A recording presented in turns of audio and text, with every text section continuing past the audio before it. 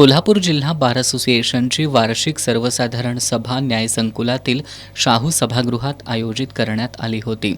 सभेच्या अध्यक्षस्थानी ॲडव्होकेट सर्जेराव खोत होते. यावेळी खोत यांनी सर्वोच्च न्यायालयाचे सरन्यायाधीश भूषण गवई यांचा कार्यकाल नोव्हेंबर 2025 पर्यंत आहे, तोपर्यंत कोल्हापूर खंडपीठ प्रश्न मार्गी लावण्यासाठी डिसेंबर नंतर कार्यकारिणीची निवडणूक घ्यावी असा प्रस्ताव ॲडव्होकेट खोत यांनी ठेवला होता. मात्र काही वकील बांधवांनी 30 एप्रिल रोजी कार्यकारिणीची मुदत संपते, त्यामुळे निवडणूक प्रक्रिया सुरू करावी अशी मागणी केली. त्यामुळे सर्वानुमते या सभेत असोसिएशनच्या कार्यकारिणीच्या निवडणुकीची घोषणा करण्यात आली.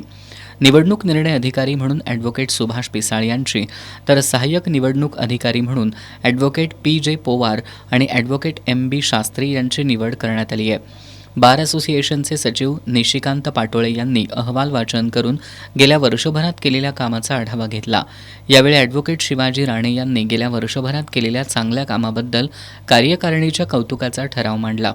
सभेत झालेल्या चर्चेत ॲडव्होकेट प्रकाश मोरे, विवेक घाटगे, प्रशांत देसाई, कोमल राणे यांनी सहभाग घेतला. यावेळी ॲडव्होकेट राजू ओतारी, करणकुमार पाटील, सोनाली सेठ यांच्यासह कार्यकारिणी सदस्य आणि वकील बांधव उपस्थित होते.